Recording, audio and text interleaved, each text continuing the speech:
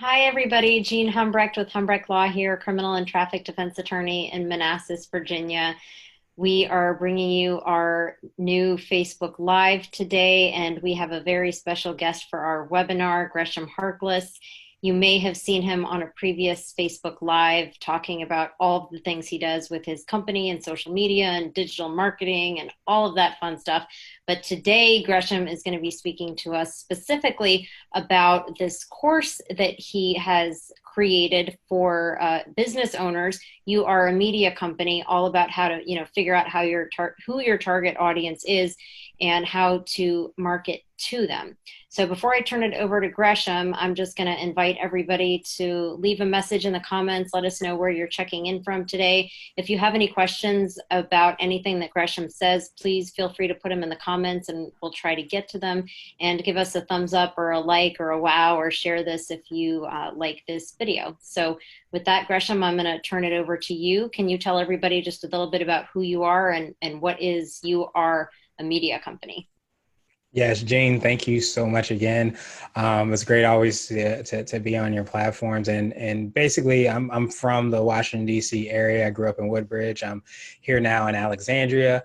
And I have two things that I manage. I manage a digital marketing company called Blue 16 Media. And then I have what I call a B2B brand with podcasts, blogs, and video content for entrepreneurs and business owners. And that's under CB Nation. And what I'm going to talk about today is a lot of the strategy that I think that businesses and organizations and even personal brands can kind of leverage so that they're able to get their name out there, so they're able to crush their goals and hit all of the metrics that they're hoping to hit. Okay, awesome. Yeah, it's really important what you do. And I mean, I'm not just saying that because with marketing, there is so much that we possibly could do. And with social media and online and technology now, it's just endless. So, how do people figure out where to even start? I mean, that's really my first question. We try to do everything and we can't. So, how do you even start? Yeah, I mean, I think the best thing to do to get started is really to, if you're just getting started, it might be a little more difficult to figure out who that target market is. I use the phrase avatar as well too. An avatar is just a kind of a more refined ideal of who exactly your target market is. So that's everything from age to male or female to their favorite color. You just always want to have that direct everything that you're doing, because you understand that if you're trying to communicate with them, you know what I like to call them ingredients, but that could be social media platforms or digital marketing tools you're going to decide to do or not to do. And it's all kind of based off of who you're trying to connect with and who you want to see come through the door over and over again. And I think if you have a more refined business and it's been in business for a little bit longer, you can probably paint that picture based off the clients that you have had that have been great experience and the ones that you have had that have been not so great experiences. So you have an idea of who you want to come through the door. Well, yeah, that's very important because, when you first start any business, you probably are willing to take on more, or maybe you don't know who it is that you don't want. And then over time, you figure that out for a variety of reasons, why it is that you want the people you want as your customers, because you can serve everybody, but you shouldn't. Or maybe you can't serve everybody. I don't really know, but yeah, you really have to, focus and narrow it down, which is something that I think every business owner probably struggles with because you know that you can't do everything, but at the same time, you don't want to lose any potential business by, focusing on one platform or marketing one particular service it is that you provide, if you provide a bunch of different services. So I think a lot of people probably have that fear too. They're afraid to focus specifically on that avatar because they're afraid they'll lose business. Have you ever come across that? Yeah, absolutely. I mean, I think a lot of that is probably kind of a mindset work and a mindset shift, from understanding that there's more than likely there's a more than enough businesses and organizations, if you're in the B2B space, or even consumers that could potentially use your product or service.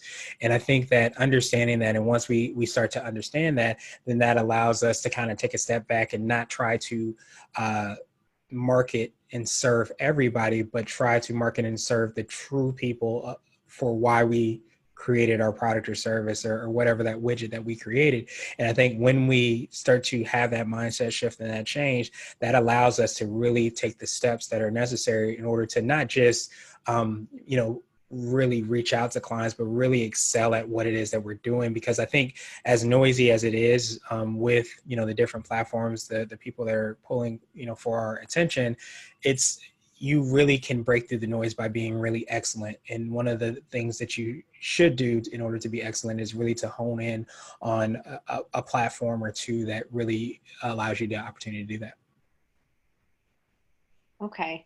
So with you are a media company, you talked about coming up with the avatar, this ideal client, how old they are. I couldn't remember everything you said. What type? I think at one point when we were speaking, you said what type of ice cream they like, or something like that.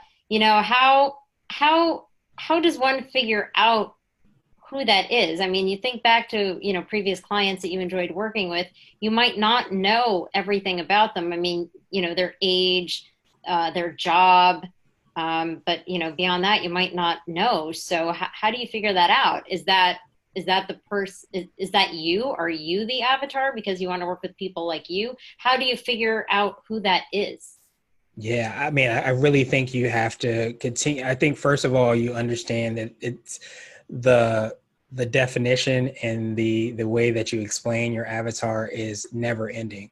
I think that's the first thing to understand, that it's a constantly evolving, changing process. So the research is never done, so to speak, to really understand that. But I think you can simply, if you have those clients that you work with, why not go back to them and ask them to do a questionnaire, to really understand exactly why they do what it is that they do, why they decided to work with you, what their true pain points were, and really drill down into having those in-depth conversations. Is the reason why, a lot of larger brands and organizations will, pay so much for market research. They will have those studies done because they really want to know as much as possible about their target market, their avatar, because it gives them a quote unquote competitive advantage in order to do that.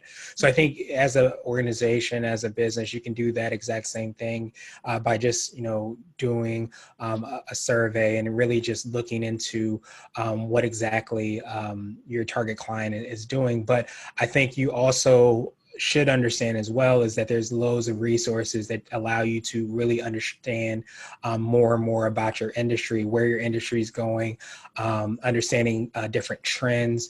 You can of course use data in order to do that as well too, like Google Trends. But a lot of that information is kind of available to you, but you just want to make sure that you do the actual research in order to make sure that you're as informed as you can be. Okay. Well, that's a really good point. I didn't even know that you could look up things like that, the certain types of clients for industries. Yeah. Yeah. Okay. Now, if somebody is just starting and doesn't know who their ideal client is, which I mean, I can imagine you just wouldn't know when you're first starting, whatever type of business you're in. What do you suggest the person should do first, either to just start doing something or to try to figure out who that person is, not having, a long history of clients to go back and ask? Yeah, I mean, I think if you're just getting started, I would say just really put out your shingle, so to speak, Mm-hmm. from a, it can actually be a physical standpoint or even just a digital standpoint. And that can be literally just creating that Instagram page or that Facebook page, or just posting that Facebook post to say, hey, I've decided to start a business, just to kind of get things going. I think some of the best, I believe the people that do the best work are not just providing a product or service. They're doing that aspect, but they're really doing it from their zone of genius. So they have that ability to really know that they love being in front of the camera. So they're going to do as many Instagram lives. They're going to create a YouTube channel. They're going to vlog. They're going to do all those things because that's, especially if they're doing it, that's going to be in their zone of genius, where you might have somebody else who prefers not to be in front of camera. So maybe they're going to do a lot more podcasting, or they're going to create blog content.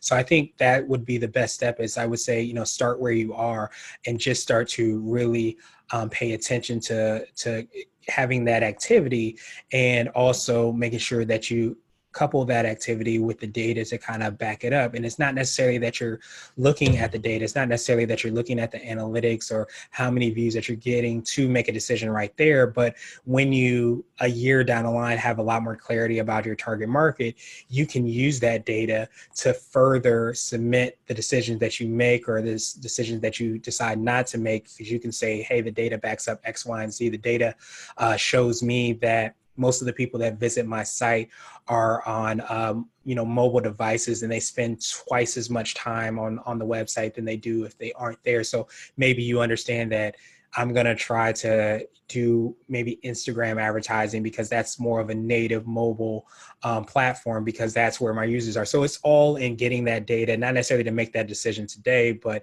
maybe down the line, because you've been active, because you've been just testing things out, you have that data to kind of pull and extrapolate certain decisions and make those steps.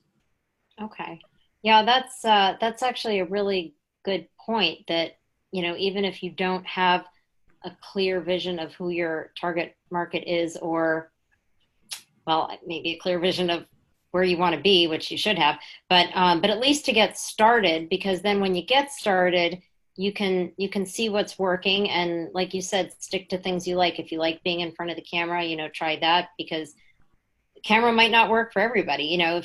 If you forced yourself to, start doing videos, or, do a podcast, and you really don't want to do it, that's probably going to come across that way and not be as successful, right? Absolutely. Yeah. You can usually tell, but I think, again, not only are we finding out about our business, sometimes with the digital tools, we're finding out about ourselves as well too. So you might think you absolutely hate being in front of cameras, you don't like speaking to people, and then next thing you know, you're trying to do a Facebook Live every day. You're trying to, be on IGTV every second. So I think it's also like kind of giving yourself grace, I guess, for lack of a better term, to understand that it is still that kind of evolutionary process that we have in our businesses and organizations, but also within ourselves. And being able to kind of try those things is, I think, the best thing that we can do. Because if you try it and you decide that it doesn't fit, or it doesn't help you to reach your goal, then at least you can say you tried it, rather than, saying, this doesn't work because I read in X, Y, and Z that it doesn't work, and you Mm-hmm. never really tried to see if that was the case. Mm-hmm. Yeah, a really good example of that, for me, is in late 2019, I decided that I wanted to do a podcast. I didn't know what I wanted it to be about, and I still don't have a podcast, but that was my goal. By the way, I hate being on videos. You guys probably don't believe that, right? But I started doing the videos much later than I should have, and I really like doing it. I used to hate it. I didn't want to see myself. I hate the sound of my voice, which I still do. But, like, I never thought that I would. My plan was to do a podcast, not videos, and it worked out completely the opposite. And I'm enjoying it, and I hope you all are enjoying it too. But it's I just wanted to bring that up because it was a really good point. Something that I could have been doing years ago, that I wasn't, for whatever reason, and for some reason I thought I should do a podcast. Nobody told me you should do a podcast, but it just seemed like everybody was doing a podcast. So, Gresham, have you noticed that other people go through that too? They have this plan, or they want to do something because they think they should, or everybody else is doing it, and then they feel bad if they don't start doing it. Yeah, it's what is it? It's FOMO, the fear of missing out. Everybody has a podcast, so I need to have a podcast. Everybody's written a book, so I need to write a book. Everybody's doing TikTok, so I need to be on TikTok. And I think that, you just want to kind of make sure that I usually, focus on those three questions and make sure that those answers to those questions are in alignment with what you're doing. Because I think so many times you hear that you should do something, and you feel that pressure to be there or to do that or to take that action because everybody's having success, everybody's doing it. But in reality, you end up sometimes building or growing the business you didn't ever want. So I think it's important to kind of understand, like knowing what exactly success looks like and being able to be honest about what exactly that is and be able to execute in relation to that and not trying to do all of the things unless it somehow is in alignment with what it is that you're hoping to accomplish. But I think when you're really working from your zone of genius, so to speak, it allows you that opportunity to really excel and be successful. And I think you get to enjoy, doing it a lot more. But on an even deeper level, you are even better at it. You want to continue to improve. You want to, find out why or how you can improve all these different aspects. And I think that comes from when you are doing something because it is in alignment, not just because you need to do it. Right. Yeah, no, that's a really good point. And you mentioned what success is for you. Can you talk a little bit more about that? Because people probably think that success is getting more clients, making more money, but that's probably not necessarily true. So can you talk a little bit more about that? Yeah, absolutely. It's so funny. I've had somebody that was going to be on my podcast, and I did an intro call with him, and he actually goes around the world. And I guess I'm not a yogi or anything, but I guess in the yoga community, the ability to do a handstand is one of the greatest things you can ever do.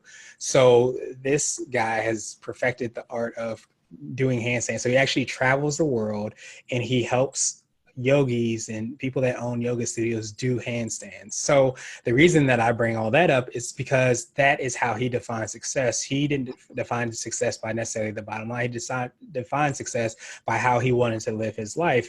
And the reason that I bring that up is because I think so many times we get into the hustle and bustle, and there's definitely room and place for that to be able to, provide for our families or to buy a home, whatever that might be, whatever success might look like. But I think that we can very quickly get into the hustle and bustle of doing things without understanding why we're doing them. We can continue to work and to grind and to really do all those things, forgetting that we did all this to spend time with our loved ones. So I think it's truly important to be able to always check in and understand exactly what success is and be able to make sure that you're kind of in alignment with that and understand and give yourself grace, because it's a balance beam at times. Sometimes we are going to have, days, quarters, months, maybe where we're working a lot, but understanding that this is what success is allows us to kind of ride our ship, so to speak. Okay. Yeah, that's a really good point because, owning a business and in a lot of other work, you sometimes very often find yourself working all the time or a lot of hours, maybe more than if you worked for somebody else because it's your business and you're just obviously so invested in it and you're thinking about your business all the time. So you probably think if I'm not working, what could I be losing? Or I should be working on this, or I should be doing that. And then you probably fall into that trap, like you said, about trying to do everything to get in front of people or to, accomplish whatever specific business goals you're trying to accomplish. And you can't do that. Just for, well, one, there aren't enough hours in the day. And two, if you run yourself ragged like that, who's going to run your business if you know, feel the physical brunt of all of that. So I'm just kind of thinking out loud and responding to what you said, because what you said makes a lot of sense. You want to be able to provide for your family and you want to be able to spend time with your family. But if you're working all the time and not working efficiently, you're not spending time with your family and you're probably not really getting ahead, right? Exactly. You're not being, exactly why you created everything that you create. But I think, there's always the kind of like the evolution to everything that we do, and understanding that Rome wasn't built in a day. So our businesses and what we're trying to do won't be either. So I think the important thing is we might have times, we might have periods, it might be a year, it might be 6 months, it might be a day that we really do have to put in a lot of time. But I think it's important to kind of understand how can you leverage, especially a lot of this technology marketing, digital marketing specifically, so that you can kind of do the things that you really wanted to do the things that would be how you define success. And I think so many times we will get kind of caught in the hustle and bustle because things need to be done by us, when in reality, there's sometimes systems in place, there's experts that we can lean on, that we can work with, that will allow us to take some of those things off of our plate so that we can do the things that we truly want to do. Yeah, and that's a really good point, turning to other people who either can take work off of your plate, like a virtual assistant or an administrative assistant, or somebody that can help with things like social media or doing your taxes, just things that you can have other people do that you could do yourself. But, you're getting to the point where, you're so busy, you can't do it all.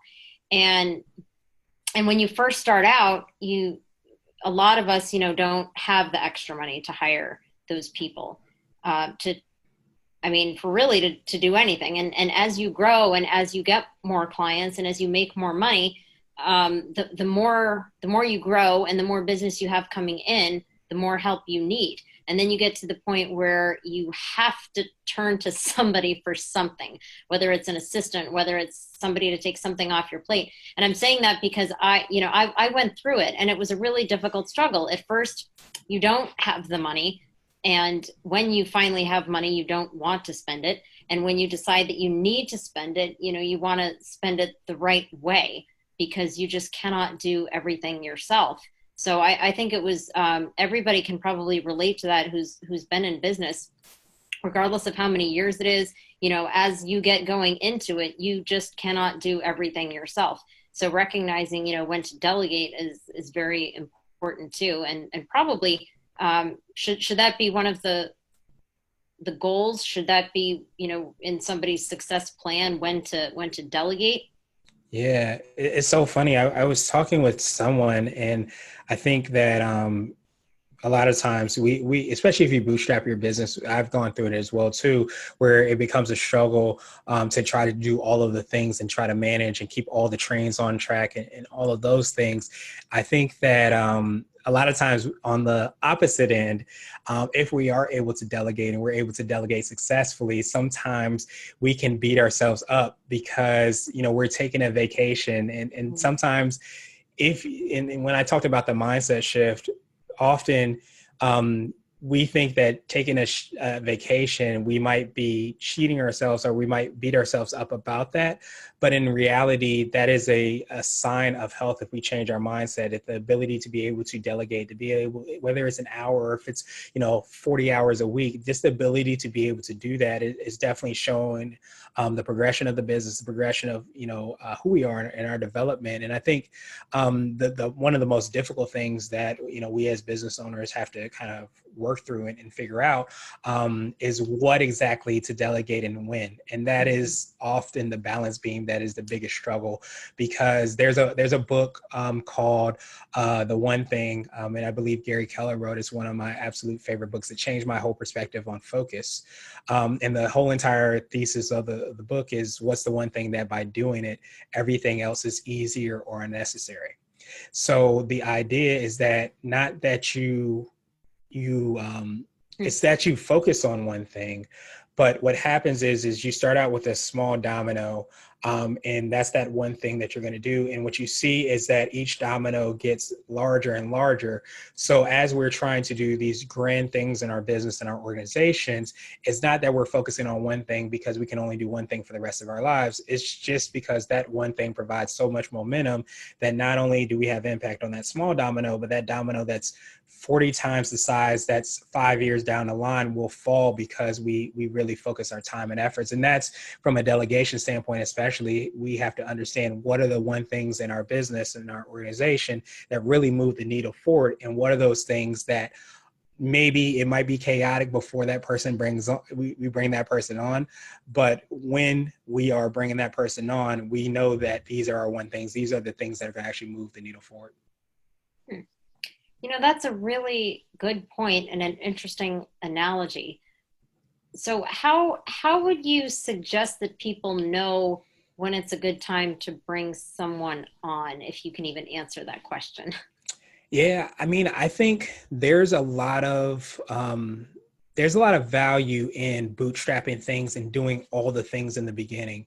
And the reason that I say that is because it gives you the awareness and the understanding, maybe not to a deep level, of what exactly each of the things that we need to do to run the business. So when you're looking to hire somebody with HR, you're looking to hire a digital marketer, or you're looking to hire a coach, if you have some information about it, it allows you to interview the person to find out if that's the right person for you. Because I think so many times you hear that this expert can exponentially 10x your business, and if they are saying things that maybe don't make sense or not in alignment, then you can point that out. But that's just because you've kind of done some of the work to kind of determine that. But as far as like when is the right time, it's a very difficult thing, and it's Mhm. different for everybody. But I have always had the mentality that you always want to look to hire before you hire.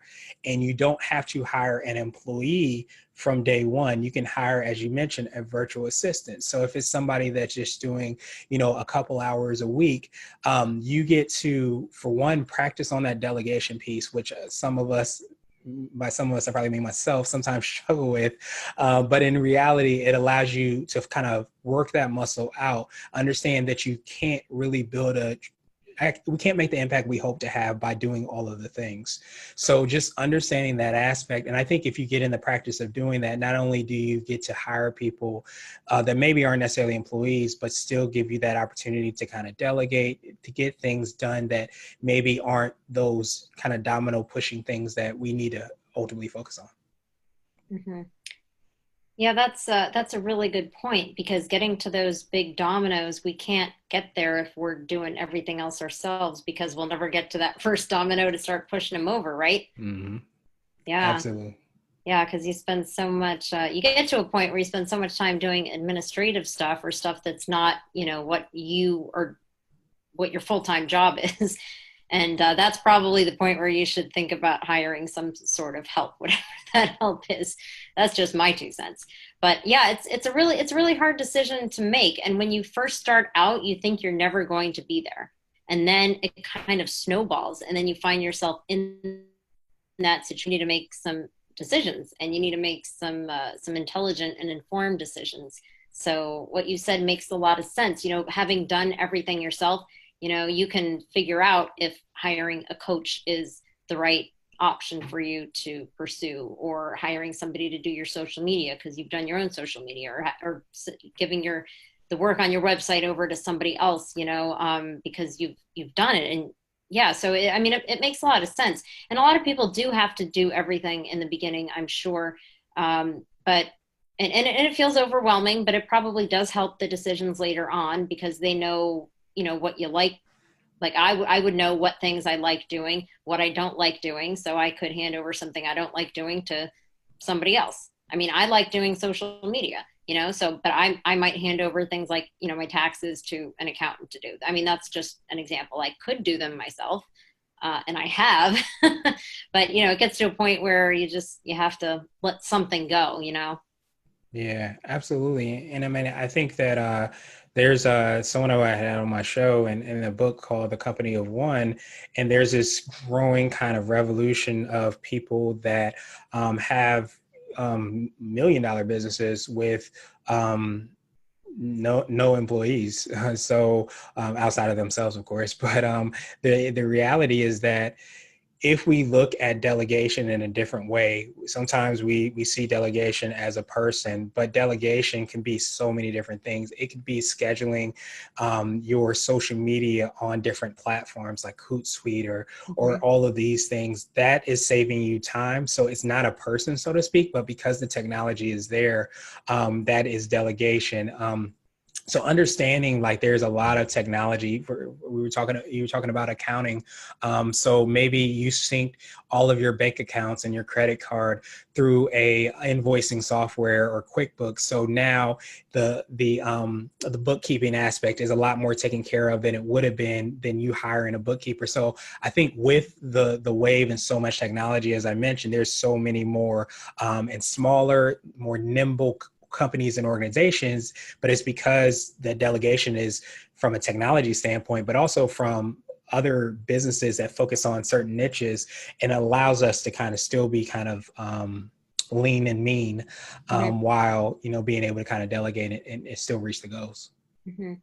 Yeah, that's actually a really good point that you brought up, delegating not just with people, because yeah, a lot of people might get scared and think that they can't afford to hire somebody. So, but those tools that you mentioned, you can maybe start with them before hiring somebody, or use them in addition to it, because if your employee uses those tools, it's taking less time and it's, taking less of your money. So that's actually a really good point. There are so many digital tools out there. I mean, there are just so many. I mean, we could just talk for hours and hours and hours, depending on what your, industry is and what it is that you need. So that's a really good point. People, and where can people go, to look for these tools if they don't even know where to start? If you don't know what you're looking for, you don't know where to find it, right? So how would how would somebody even know what to look for and know where to look?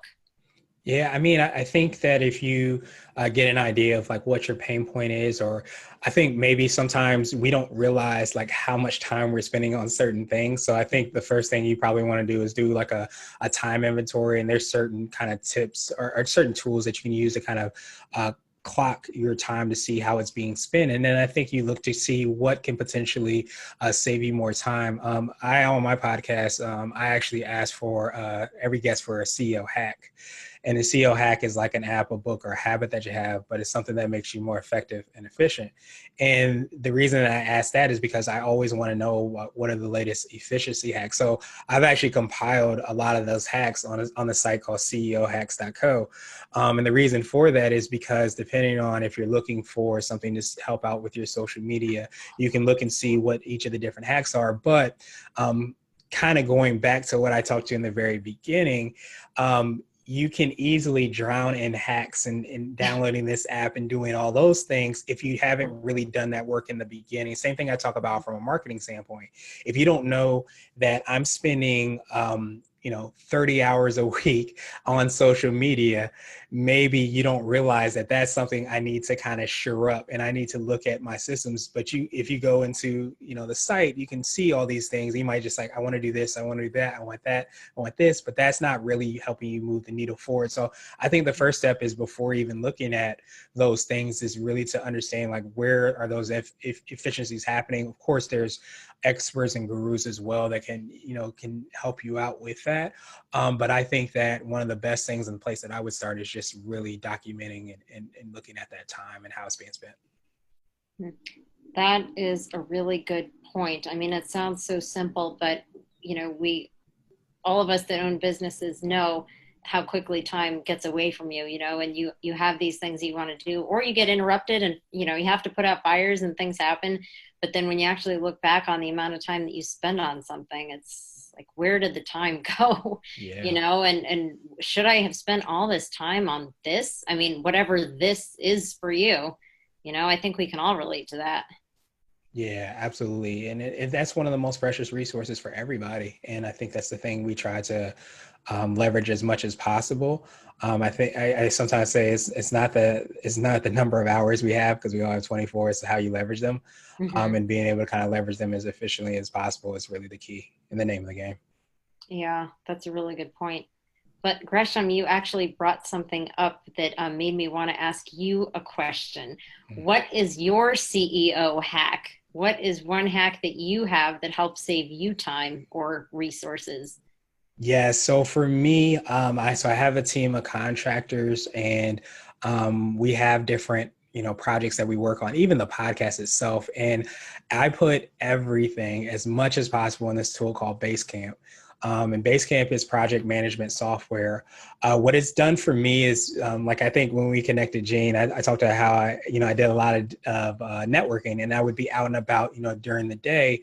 The problem that I had was that so many times I would be in meeting after meeting after meeting, and maybe a client, we needed a logo or something from them, or maybe they had an update, and they would email me directly.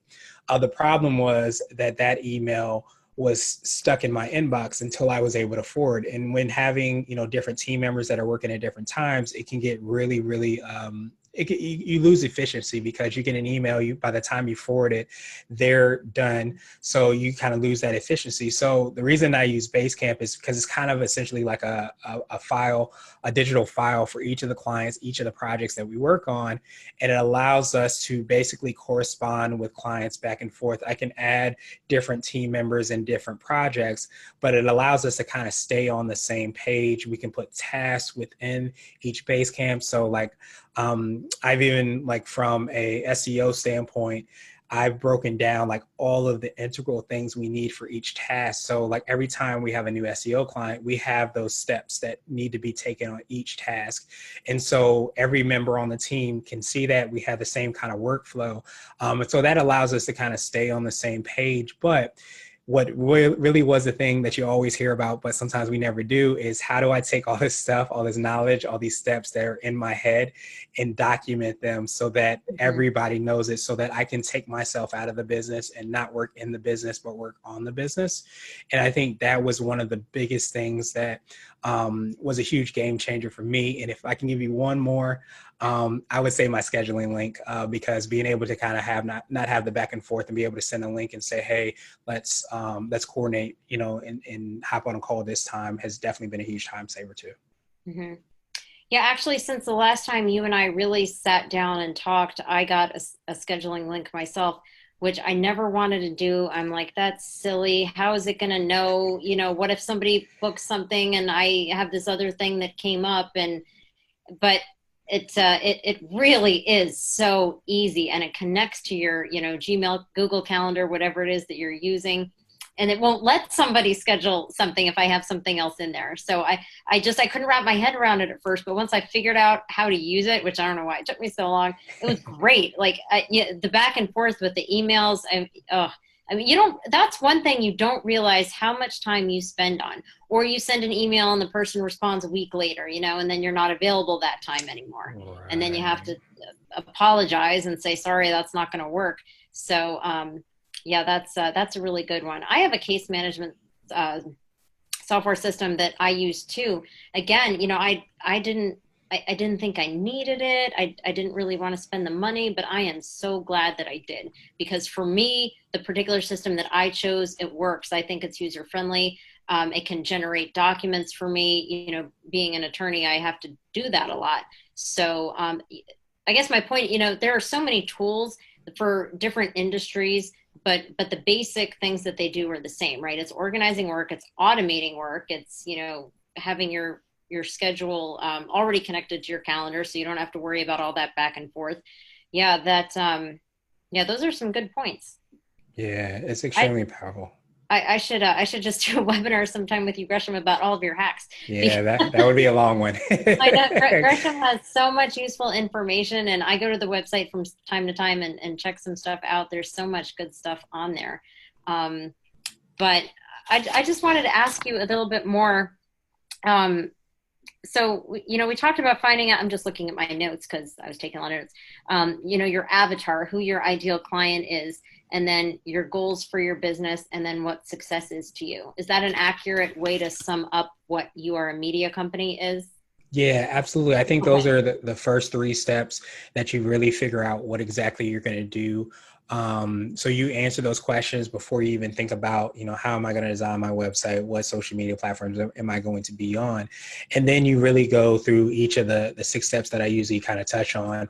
And those steps kind of, go into each of the aspects of how to make you success. But I think that so many times we jump into the the work, which is there's good in some state, but when you're trying to be strategic, you really want to do that. So you really want to, as we kind of talked about, during the Facebook Live, is just how and what is your recipe, what's going to allow you to reach that success. And I think one of the things that we get kind of more drilled or bogged down on is what I call the ingredients. And I say, like, if you're really thinking about creating I usually use a sweet potato pie, you figure out everything you want to do to make that a reality.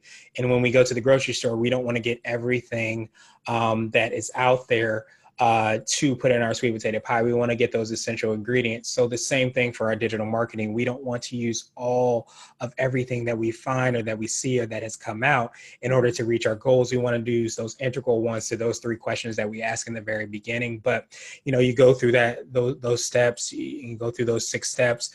And I think one of the biggest things that I always recommend is that last step, which is understand that, when you get that final that product, whether it be that Instagram advertising campaign that you did, pay attention to the analytics, but understand that it's an ongoing process. So the work's not done in the last step. You want to continue to kind of improve it and see what you can do to make it better. But I think it's important to kind of understand that it's a process. It doesn't just kind of happen overnight in order for you to kind of build that overall media company. Mm-hmm. Yeah, that's a very good point that it is a process because some people probably get stuck with the mindset going back to the paralysis by analysis, I think you called it, that, they don't want to make the wrong decision, like what if I set up a Twitter account and I spend all this time trying to figure out the algorithms and everything with Twitter, and then, it doesn't work? Or what if I make these videos and nobody watches them? Or what if nobody listens to my podcast? People probably think that, but you're never going to know, really. I mean, you should have an idea, right? Of course, but you're never really going to know unless you try. So, like you said, there might be something that after a year or 5 years or whatever, you decide is, not going to work anymore based on, how your business goes, or, just based on a lot of different things, I guess, and being able to adapt, right? And it's a changing process. Like Absolutely. not being stuck. I mean, yeah, you of course you should have a goal, but not just being stuck on this is it and this is the way it's going to go, because who knows what's going to happen to throw a wrench into things. Exactly. And I mean, if you're questioning that, just think about the Blockbusters of the world, those companies and organizations that knew exactly how business was going to be. We mentioned during Facebook Live, MySpace. So those kind of organizations, those websites, whatever it might be, that didn't kind of have room to be able to experiment and try different things. Again, you can go out of business by continuing to do the same thing over and over again. And expecting the same exact result.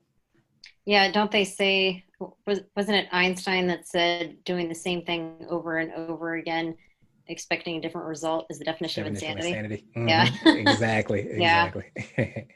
So it's good. Yeah, you're exactly right. You need to have a goal, but be willing to try new things. And if things aren't working, to, you know, just change your plans, and if you Mm-hmm. spent time and money on something, it happens. I mean, it's sometimes just the way that you need to learn, right?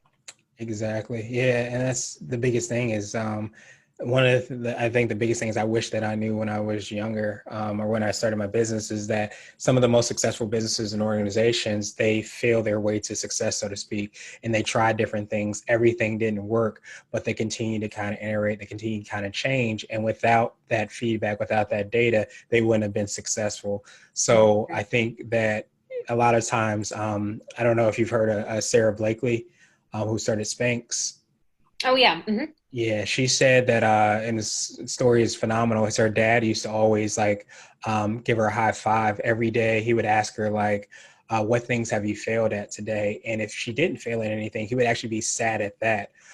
So anytime she would say she failed at something, he would give her a high five. And what that did is it reinforced in her the process that it takes to be successful. So I think we need to kind of understand that as entrepreneurs and business owners, that failure is not final unless we quit, unless we stop. But in reality, like whether it be a Facebook campaign or, a TikTok video or whatever, we're taking those steps to get better and better and better. And that's truly how people become successful. They just aren't born that way. Hmm. Yeah, that's a really good point. Every time I talk to you, Gresham, you really leave me with something that, I'm not going to forget. So on our Facebook Live, what I remember is adding cinnamon to a recipe, adding Mm-hmm. something different to the baked item that you were planning on making. This time it's the high fives for the failure, because I've never heard anybody put it that way. But you're right. You're not going to learn unless you fail. And you learn. And I actually thought about things I did today. Not I would not have thought to call them failures, but there are things that didn't go according to my plan, and my plan for things I wanted to do for the day. But there was a reason for it, and I'm sure I'll learn something from it. So that's a really good point. I mean, like I know I said that like three times, but Mm-hmm. people can get so bogged down in that they messed up, or they let somebody down, or they didn't do something right, or something didn't work out, but they learn something from it, and then hopefully it won't happen again. Or I mean, it could be on a grand scale. Maybe it was a bigger business decision. I mean, it could be small scale or big scale, but you're absolutely right. That's the only way. And yes, of course, as you said and as I said, you should have goals, but sometimes things just don't go according to plan, and you have to be able to adapt and notice that, and be able to change, and maybe change. I don't want to say what your goal is, but change what your ingredients make. I don't know. You have the pie analogy. You can say it better than I can. Yeah, absolutely. You can change your ingredients around, or maybe the amount of the ingredients that you're putting in, or just some aspect of it to get the There you go. desired result. So, Yeah. absolutely. So maybe instead of making chocolate chip cookies, make sugar cookies. Exactly. There You you don't have go. I don't know. And you might actually find out you love sugar cookies more, which is the interesting thing, is that sometimes we want to make chocolate chip cookies because we hear everybody loves them, but in reality, our thing is sugar cookies. So you're absolutely right.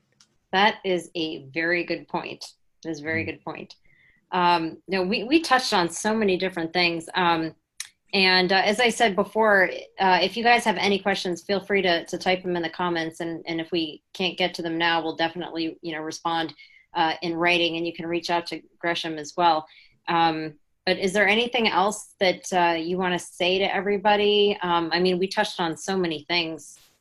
Yeah, I mean, if I can ever be of any help, my website is iamgresh.com, and I'll put that in the notes as well too. But the goal, I think the biggest thing that has always made people, I think, successful is having activity and taking action. I think you always want to look at things, whether it be a marketing campaign or starting a business, or even taking your business to the next level.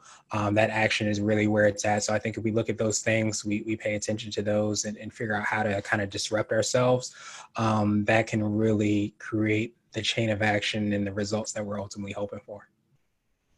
Okay. Yeah, that's an excellent point to end on, just taking action and doing something, because yeah, I mean, people get stuck in, like you called it, the paralysis by analysis. You get so overwhelmed by all the things that you can do. You just need to start doing something, and then you have no idea what you might end up actually enjoying, or by doing it all, deciding what you want to delegate. Right? Exactly. Yeah. Exactly.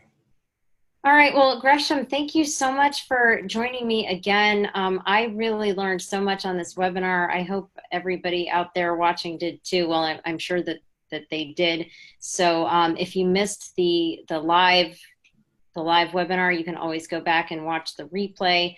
And then it's going to be on YouTube as well. So definitely go to my Humbrecht Law page to find this video and other videos. And then also check out my YouTube channel. I'll put a link to that in the comments. And Gresham, if you have a YouTube channel, you can put that link and the links to all of your websites. And I do encourage all of you to go to Gresham's website and check out the CEO hacks and the podcast.